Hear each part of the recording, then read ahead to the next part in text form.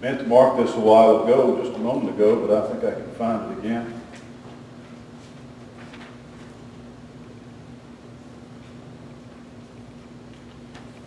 Look at the song we sang just a moment ago on page 124. Get your red hymnal there, look, Living by Faith. And this, if I didn't tell Danny exactly what I was going to be preaching, we're in a certain vein. And but this is a song written by James Wells. And the tune, the melody was written by J.L. Heath. And it really is what I want to talk with you about today. Page 124, that says, I can't today want tomorrow, I care not today what tomorrow may bring, if shadow or sunshine or rain.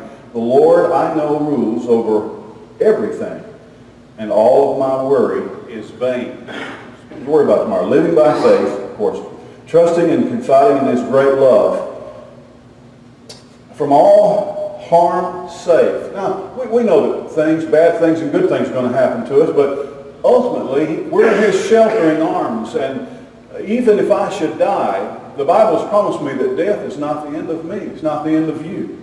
I'm living by faith, and I feel no alarm. I think we're living in very alarmist times, and we didn't sing the third verse. Of course, that's customary for Baptists, and I don't want preachers to preach all the verses, and I don't want song directors to sing all the verses either. But verse 3 says, I know that He safely will carry me through, no matter what evils betide.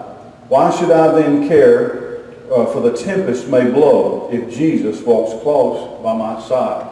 Even, we know difficulties. We're going to have injuries and hurt. We're going to suffer from disease and various difficulties. But Jesus said, those are just temporary things.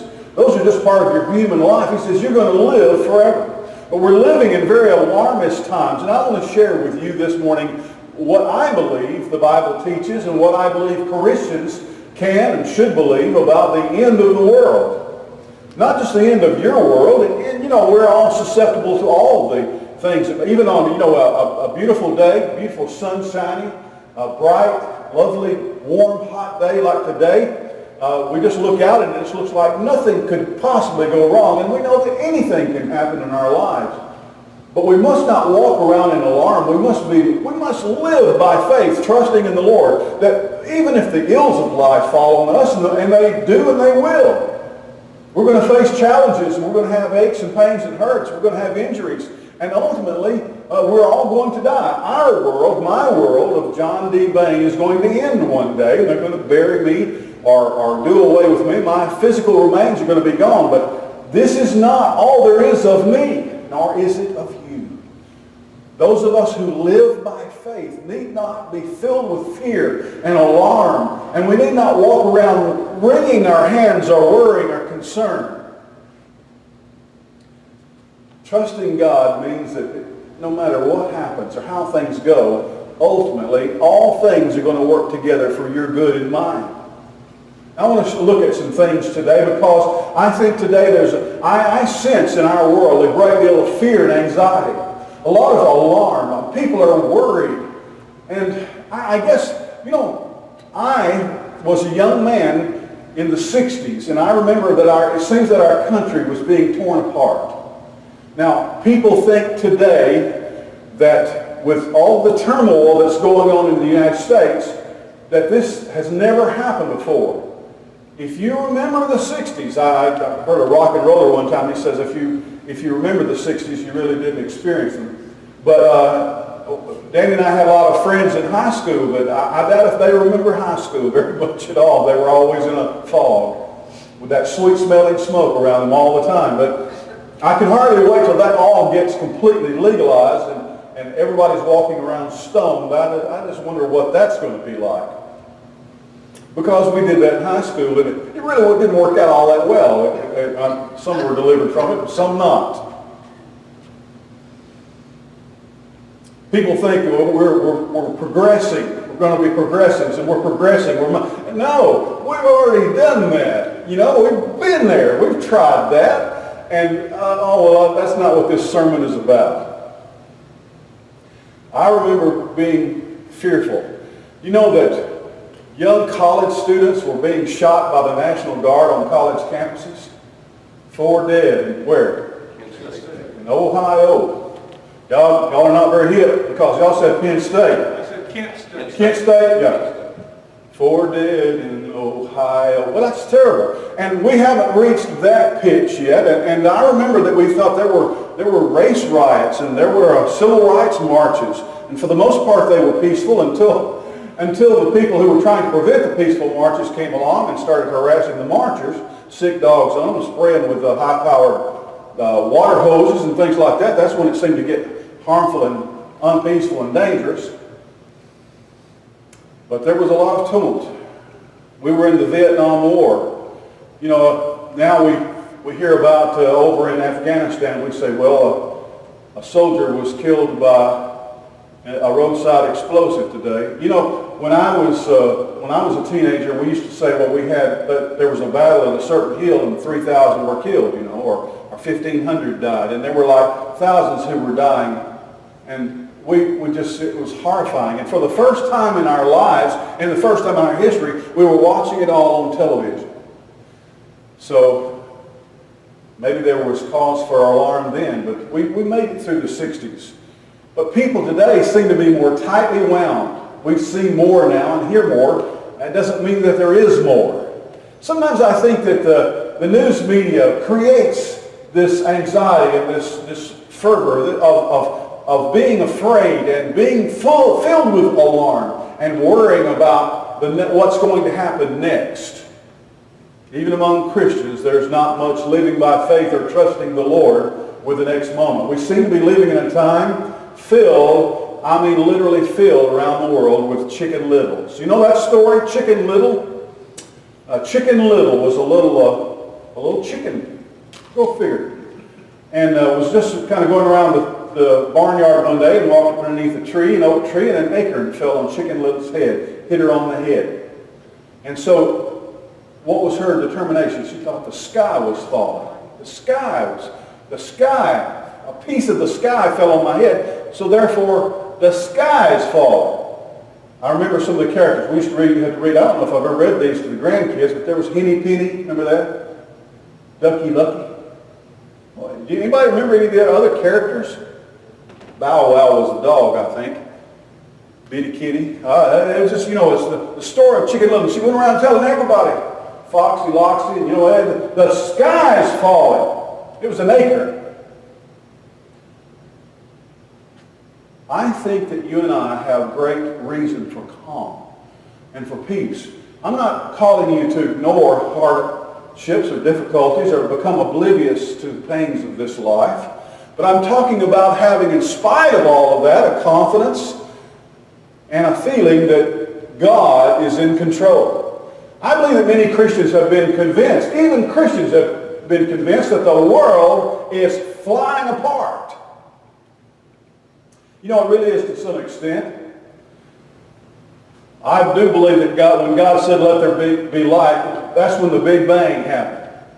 Do you know that our world started with an explosion there was a completely unbelievable dense ball of matter that was created by God, and he said, let there be light, and he caused it to explode in a flash and a blaze of blinding eternal light. And ever since that explosion, everything has been expanding away from the center of that blast. Do you know that our planet and our solar system and every other meteorite, every other star, every other planet in the whole universe is still moving away from that explosion? It's like that explosion is still happening. The universe, the world in which our planet evolves and revolves is still moving away from the center of that blast. If you can imagine a bomb going off and watching it for many, many, many years as the sparks and the matter and everything that came from that blast is continually moving farther and farther away from the blast. That's still happening. Our planet is moving through space at thousands of miles per hour. You know the Earth is spinning at 1,000 miles an hour? It makes you, oh man, it really is. Our planet is 24,000 miles around. That's when it takes 24 hours for us to go around one day. 24 hours to go around in one day. Our planet is spinning at 1,000 miles an hour. I can't even get Terry's new car to go up that fast. We're moving. We're on an explosion. We're still riding the wave of the Big Bang. Let's go on. Let's look. In Matthew chapter 24, verse 3, the disciples came to Jesus, and it says that he was sitting on the Mount of Olives. The disciples came to him privately, saying, "Tell us, when shall these things be, and what shall be the sign of your coming and the end of the world?" Now, you would think that this might be a modern question. That other people, they planted their seeds, and they plowed and planted their seeds. They harvested their crops. They worked, and they created things. They manufactured. They grew things, and they ate things. They went places and did things. But then in the modern age, when we had all this modern technology and all of our different gadgets and gizmos, we began to think and contemplate the end of the world. But even these Galilean fishermen knew that everything that has a beginning, like that Big Bang, was the beginning. When God said, Genesis tells us, in the beginning God created the heavens and the earth. That the Bible also says that what God began, it is going to have an ending. The world is going to end. Even these simple people from Israel knew that the world was going to end. He says, what shall be the sign of your coming and the end of the world?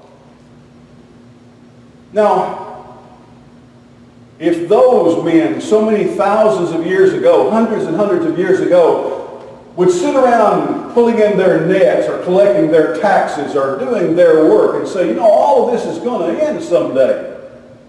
Yes, they had an idea of their life coming to an end. Of them, they knew that they would die, but they would just thought that everything, the sun, moon, the stars, the planet, the rivers and the lakes, the land, everything is going to one day go away. And it's not because they did read it in the Bible, or maybe a prophet told them, or the priest, or some holy man, or it was a part of their religion. But they knew that everything, every apple that grew, vanished and disappeared, that things come and they go. That there's an entropy in the world, that when things go up, they come down, and things wither and fade away, that there are things that have a beginning, and the human life comes and it goes. There is a beginning and an ending. They came and said, they thought Jesus might know. And Jesus did know. He knew some information. He's going to answer their question. Lord, when? When shall these things be? When's this going to happen? Tell us, Lord, about the end of the world. All right, let's go on, card. Terrible wars. I wonder if people in our early nation's history thought that we'd get to the place where we started numbering our wars. World War I. They didn't call it World War I because they didn't think the whole world would ever be at war again. You know what they called, what people of the day called World War I? The Great War. The Great War. The Great War. And they said, well, the Great War. They couldn't imagine there being a worse conflict.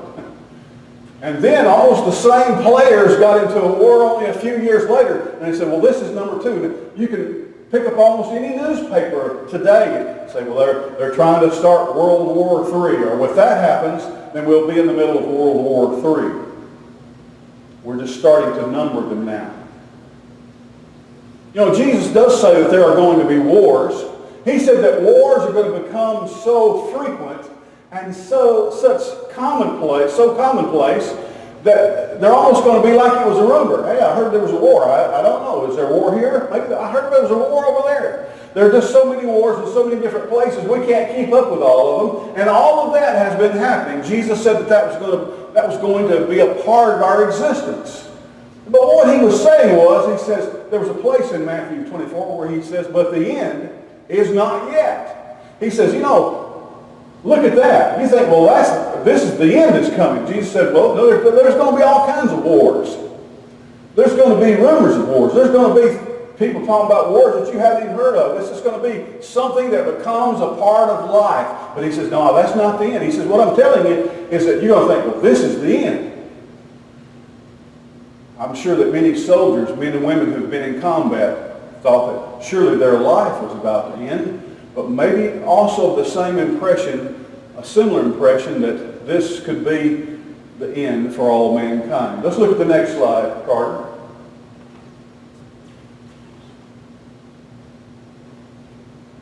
Those of us who are old, Bailey, you wouldn't be able to connect with this, probably not Carter, but they used to scare us to death at school. We used to have drills, duck and cover. Yeah, if somebody drops an atomic bomb on you, get under the desk. Yeah, right. Okay? Yeah, Joanne likes that. Get under the desk, Joanne. Let me give you some contrary advice. If you hear that an atomic bomb is coming your way, go out and look at it. It'll be the last great thing you ever see. You know what the last thing you want to do is survive. When with your skin falling off, things like that. No, duck it. Everybody get under your desk. Listen, I see young people today, and they're going, ah! We live in the Cold War. They have no concept. And they Russia, Russia, Russia, and seem like they're scared to death of Russia. Well, I was pretty sure that old Khrushchev himself was going to come and get me when I went to bed at night. And I could see him at the United Nations. The fool took his shoe off. You remember seeing that clip? He took his shoe off and banging it on and get for order. He told us he would bury us. He said, I'm going to bury the United States. We lived in the Cold War. And when I hear people say, Russia, Russia, Russia, Russia, Russia, Russia, Russia, every once in a while, that don't seem like it's getting you, but China, China, North Korea, and I'm thinking, man, y'all don't know what you're talking about. When we were young, the Soviet Union, which, by the way, doesn't even exist anymore, the nation and the country over which Khrushchev ruled doesn't even exist anymore. It was broken up into 100 pieces during Ronald Reagan's administration. But the Soviet Union was actively spreading its empire all over the place. They were invading places left and right. And I remember just as a little boy,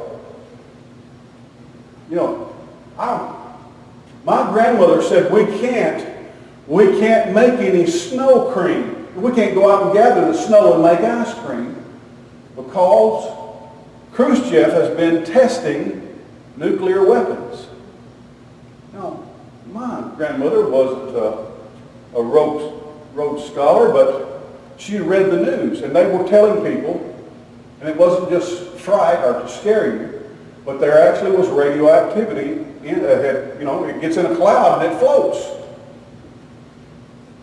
And there was a possibility of contamination because at that time we had a new kind of a technology. We really didn't understand it. And we did a lot of above ground testing here in our own country. Do you know that there was a movie that John Wayne starred in, that they shot the movie out there in the salt flats?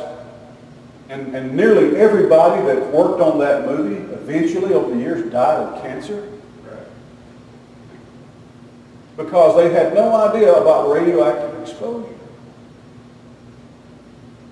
People will think, Russia, my goodness, y'all don't have any idea. Y'all are afraid of that? That's just an acre that's falling on your head. I mean, we were living, and I remember when we found out that some of those had been shipped and flown in, and you know where they were at? They were at Cuba, just off the coast of Florida.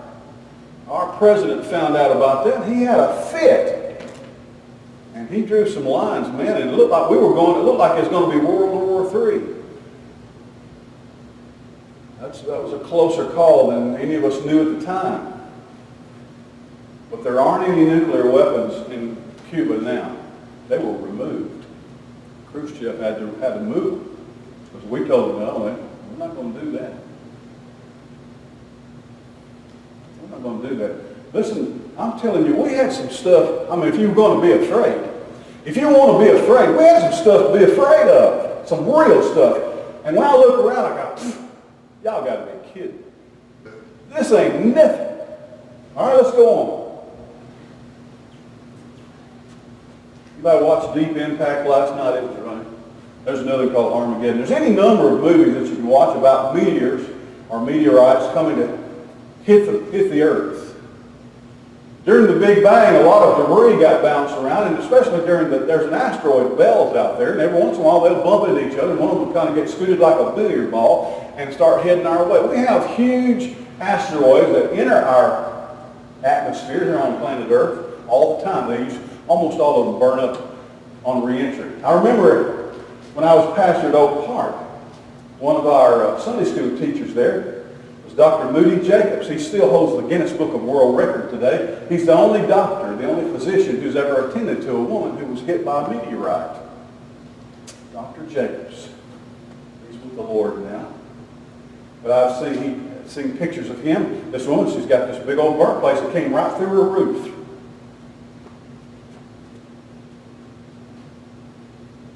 And listen, I love all these movies. If we found out that a meteorite or an asteroid was coming to the Earth, do you think we'd send an atomic bomb up there to blow it up so that it would go away? Or would we just blow it up and it would become like 1,000 meteorites still headed in the same direction? No, that's kind of like someone say, we could send Goliath up there and we're going to detonate, or we're going to drill down, or we could all just get under our desk, you know. And getting under your desk is far more affordable. So let's just do that. Let's go on. Yeah, that can happen just any time. If y'all want to stay up all night and drink coffee, there's probably any number of meteorites headed this way. And believe me, if some morning the president's going to get on the news and say, well, there's an asteroid headed this way, and we can't find Bruce Willis anywhere. So it's just all goodbye, everybody. It's been a good administration. Thank you very much. Floods. You know, the book of Acts tells about floods and about wars and about earthquakes. We know from other records, even from Josephus, that there were great floods that happened. Not just Noah's flood, but I mean there have been great floods. Jesus said there are going to be floods, but he said I'm not telling you about the end. He said I'm just telling you when you see it looks like everything's washing away. He said that's not the end. The end is not yet. Okay, let's go on. Surely, if we looked up and saw a tsunami, if a tsunami was coming, we'd say, well, that's the end. It's all gone. Jesus said, these things happen all the time, and they're going to happen with great frequency, and then they're going to happen, then there are going to be times when they don't happen at all. And he says, I just want to tell you that you're going to look out your window and see something like this, and you're going to say, the world is coming to an end. And Jesus said, no, it's not. It's not. That's not it. Jesus, tell us about the end of the world. He says, you're going to see something like that. He says, I'm telling you, you're going to think, well, this is it. And Jesus is going to say, no, this is going to happen. I'm just telling you, this is going to happen, but that's not the end. Okay, let's go on, Carter. Earthquakes. One of the greatest earthquakes in human history is referred to or alluded to in the book of Acts. It devastated places all around the Mediterranean Sea. That's probably when the so-called city of, well, I can't think of it. I've lost it. Pompeii was covered by ash and molten lavas. And in Pompeii, they still have, you can still go there and see people they're frozen in place. And they draw about it on the walls of the tombs in Egypt. And it's referred to, so it's all over different ancient sites and places in ancient literature. If you were in that building and it just started coming down around your ears, you'd say, well, the world is coming to an end. You might die, but Jesus said, I want to tell you that the earth is going to shake and the earth is going to quake. But his whole point was telling you was not that you'll be able to tell the end is coming because these things get worse and worse and worse. He said, that's not the point. You're going to see things like this, but he says the end that's not the end. All right, let's go on, Carter.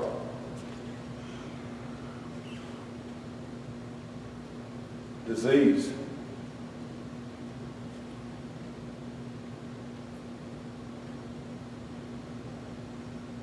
I don't think, do they inoculate kids at school anymore? They don't even do that at school anymore. You don't You ever took a sugar cube at school? You ever did that? Polio vaccine? Diphtheria?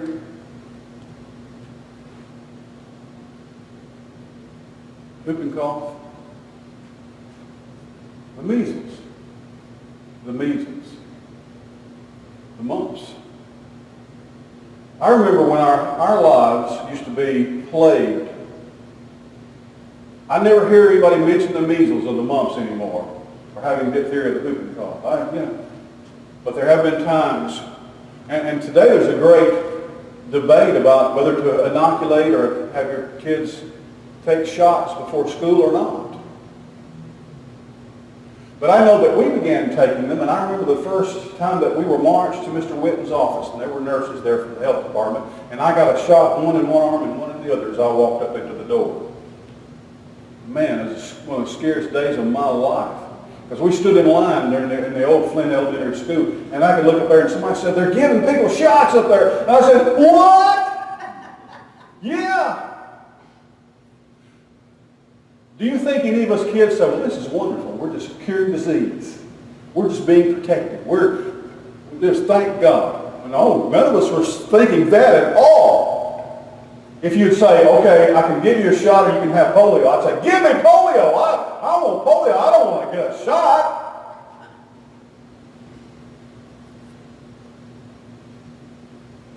We've had diseases that we never even heard of before. Do you know, back in the 90s, there was a disease that I was pretty sure the way it was being reported on and the way we were being told in the 90s, just 1990s, that it looked like the entire world was going to die with this disease. Do you know what that was? It was AIDS. Everybody's going to die of AIDS. When's the last time you even heard about anybody having AIDS? People still have HIV, and they still have AIDS. It's just another acorn that fell on somebody's head. Now, what I'm saying is, I'm not saying don't be concerned about this or that it's not a concern, that it's not something serious. I'm just saying the whole world didn't end because of the disease of AIDS or any other disease. Let's go on. I remember I was going to take my daddy. He was going to take him to Huntsville. He had a fistula installed inside his arm for where he was going to be taking his dialysis. And I was taking him over there for it to be checked. And as I turned on the radio over to his apartment, I found out that our country was under attack. We were being attacked. And I walked in, Daddy already had it on the television. He knew it before I did because he watched CNN about 24 hours a day. He didn't even know it was fake news.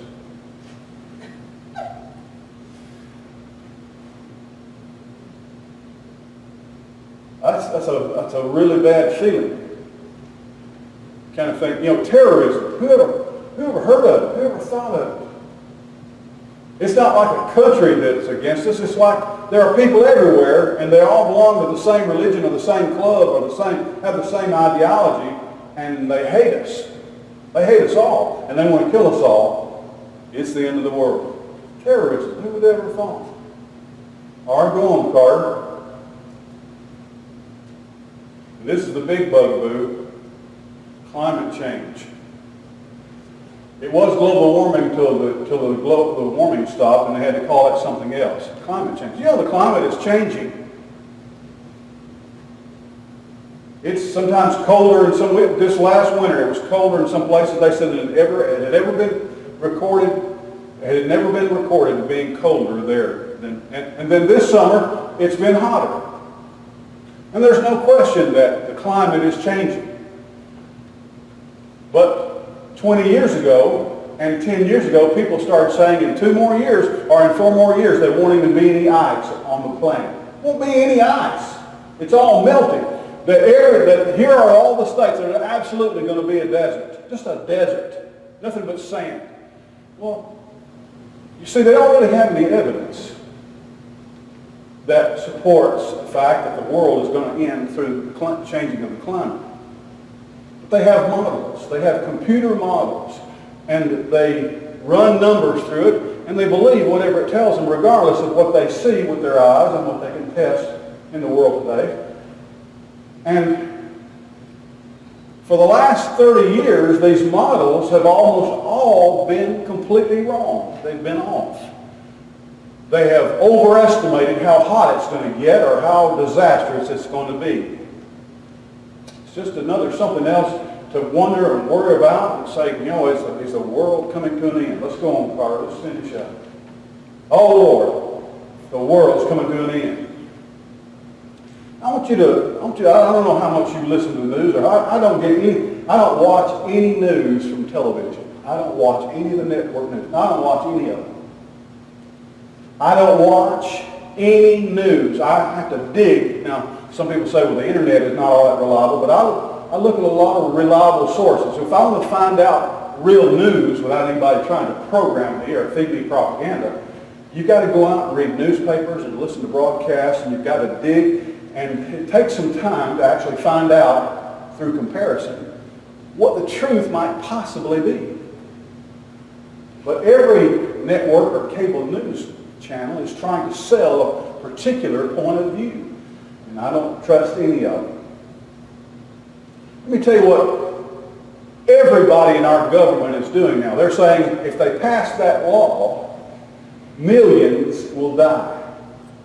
If they pass that law, if they change this element, if this person is put on the Supreme Court, millions will die. If we change the school lunch program, millions are going to starve. You know what? There are sometimes bad laws and bad decisions. We have always made mistakes.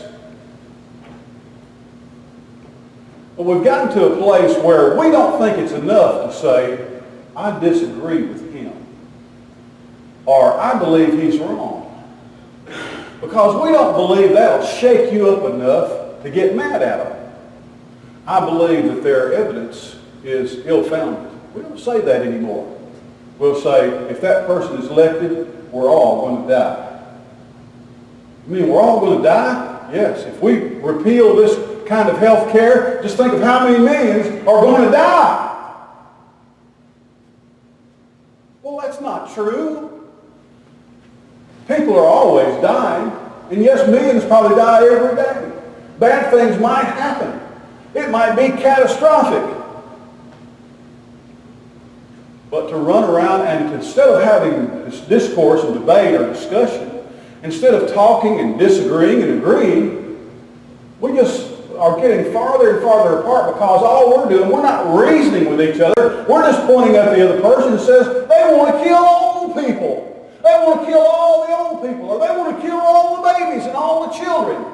Their goal is to kill all the children. You think, really? I don't believe this man or any other man or woman is going to cause the end of the world. Or the end even of life as we know it. I believe that we've forgotten how to have a conversation with each other. And I feel like the only way I can get you to come around is by scaring the heck out of you.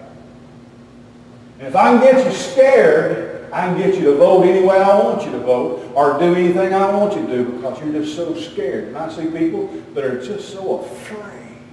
They're looking for a safe space. It's all nonsense. Okay, go on, Carter.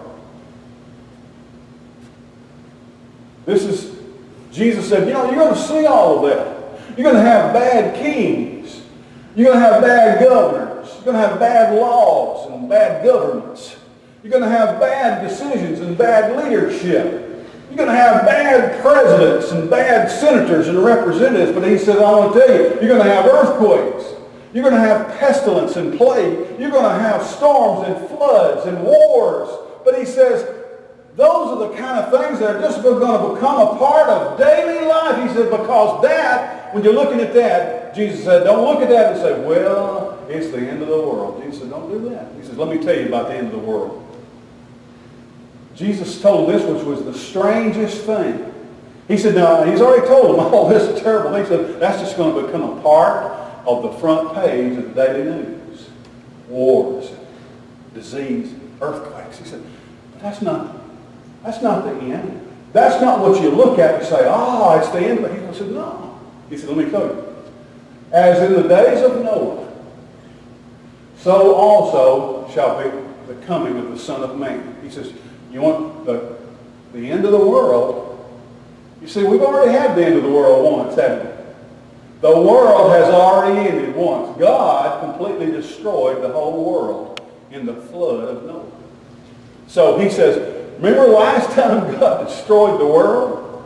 He says, it's going to be the same next time, like the days of Noah. For as in the days of Noah that were before the flood, they were eating and drinking and marrying and giving in marriage until the day that Noah entered the ark. You mean, Jesus said, yeah, they were putting their shoes on. They were getting up and getting dressed. They were going to work. They were going to school. They were eating stuff. They were drinking some stuff. They were getting married. You get married, you don't think it's the end of the world. You think, we're going to have children and have grandchildren. They were getting married.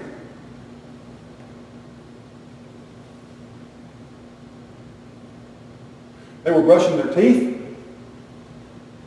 They were building things. They were planting things. He said, you know what? You know what it was like just before the flood? He says they were just kind of going around doing stuff. And they had some wars and earthquakes and diseases. They had troubles and difficulties. They had problems that they were dealing with. But they're just kind of going about their life, just doing everyday things. And knew not until the flood came and took them all away. So also shall be the coming of the Son of Man. Lord, can you tell us how can we know that the world is going to be about to come to an end? Jesus said, you can't look at these earthquakes and wars and things. He said, no, because that's not it. You're just going to be brushing your teeth one day or eating something, and the world is going to end. They knew not until the flood came and washed them all away. He says, you're not, this is what he's saying about the end of the world, folks. You're not going to know it's the end of the world until it has already happened. When the world ends, then you'll know it. But he says up to then, there's no sign, there's no happening, there's no prophecy, there's no Bible verse or chart. There's nothing that you can look around and say, aha, the end of the world is coming. The end is near. He said, Jesus promises you it's going to be just like those people in the days of Noah. They were just doing ordinary life kind of thing, getting up and going to work and combing their hair, washing their hands and putting on their shoes. And then the flood washed them all away. He says that's what the coming of the Son of Man is going to be like. All right, next slide. The end of the world. The end of the world. Now, I don't believe we ought to ignore all these things or be insensitive about them. I don't think we ought to waste our planet or pollute it or waste its natural resources or be unconcerned. We're still stewards of this world. I don't believe we're supposed to be abusive or to be careless about the things of life that bring pain and heartache. But He's going to be the one who ends the world. Jesus is going to end the world. It's not going to be an atomic bomb. We're not going to blow ourselves up and that be the end. We're not going to starve ourselves to death. We're not going to burn up because of global warming. That, according to the Word of God, is the way the world is going to end. It's not going to be with bullets and swords and knives and bombs. It's not going to be a disease that wipes out the planet or a comet that comes from outer space. The Bible tells us that when the world ends, it's going to end like that right there. Jesus is going to come back and He's going to bring the world. Jesus said, Lord, tell us, when is the world going to end? Jesus said, and tell us about your coming. He says, that's it. When I come, the world is going to end. Yes, there's room for concern, but listen, I'm not like Chicken Little. My message is not to vote for this person or that person, or this party is correct, and if we go down this political pathway, it'll be wonderful, and if we go down the other path, everybody's going to die. My message and your message is, Jesus is coming. Let's look at the very last slide here. Jesus says you have to be ready. You have to be ready because just when you think that Jesus is not coming, he will appear. We know the King James Version, in such an hour as you think not, the Son of Man cometh. Just when you think that Jesus is not coming, let me tell you something. If you wake up in the morning and you say, I got a good feeling about this, I've been reading on the Bible prophecy, I've been watching the cable news network, the TV, I've been catching Hal Lindsey and all his Bible prophecy, I'm pretty sure Jesus is going to come today. If you've got a good feeling about it, you think that tomorrow is the day, and all the stars are in alignment, and you've got your confidence and all of your, I can promise you that Jesus is not coming tomorrow. Because he says he's going to come when nobody's expecting him. When nobody's expecting him. When nobody's thinking, well, he might come today.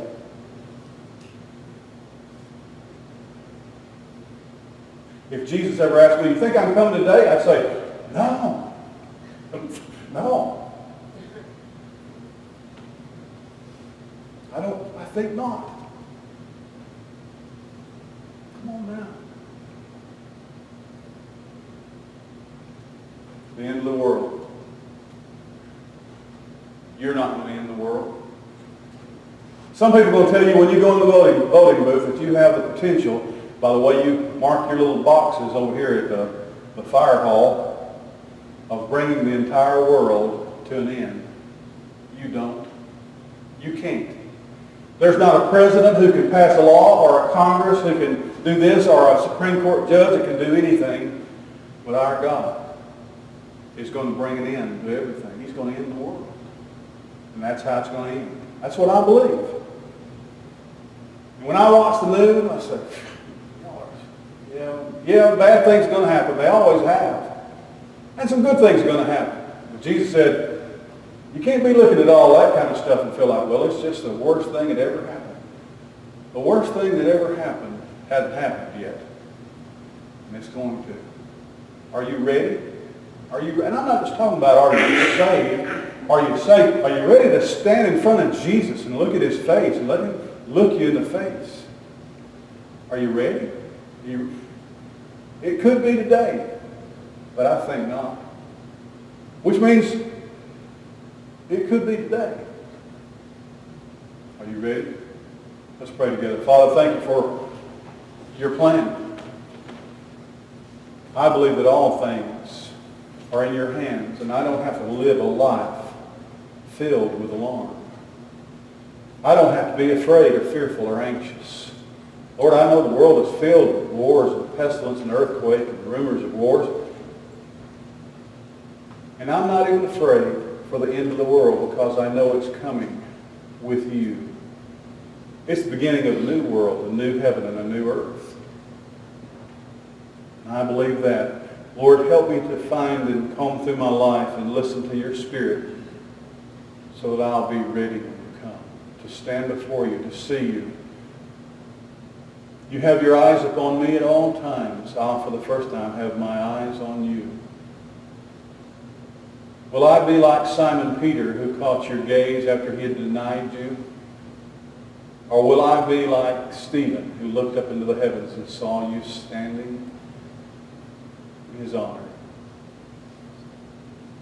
Lord, if there is anybody here this morning who is not ready for the end of the world, or the end of their life, I pray that you would stir their hearts, not with fear, not to be anxious, not to be filled with tremor,